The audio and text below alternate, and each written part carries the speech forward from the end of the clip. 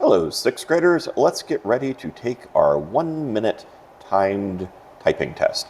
Now, when people hear the word test, oftentimes they get a little stressed out, but this is really just a pre-assessment. So don't worry about whether you get a super high score or a super low score, because we're just trying to assess your current level.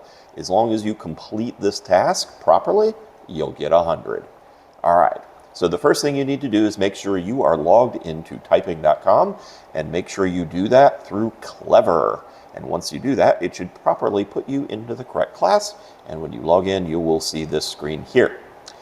Now we need to go up to the top. You'll see up here we have one called tests. And when we click on that, it is going to take us to the test page, and we have several to go from. I'm going to make sure that I'm on the 1 minute test, and I'm going to click the Start Test button. You may do this when you are ready.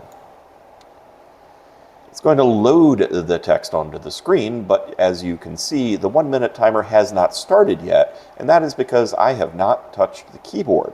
As soon as I press a key on the keyboard, it's going to start the 1 minute test, and it is going to count down and just keep going until that 1 minute is up. So I want to try to test as much or type as much as I can, as accurately as I can in 1 minute. When you do this, focus more on accuracy than speed right now. As we go through the curriculum, your speed will naturally increase along with your accuracy. All right, I'm going to begin the test and show you what happens afterwards.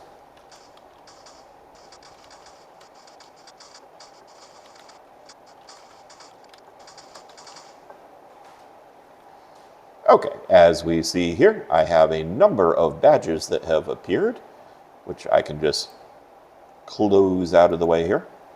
And we see the results page, and this is the part that's really important. There are a couple things that we need to do on this page here. One, we need to take a screenshot of this page.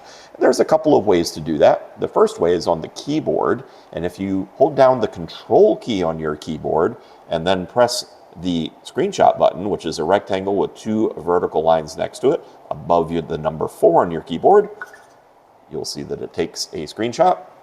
The other option is to come down to the menu on the bottom and use the screen capture button, and that will allow you to then take a picture of your screen.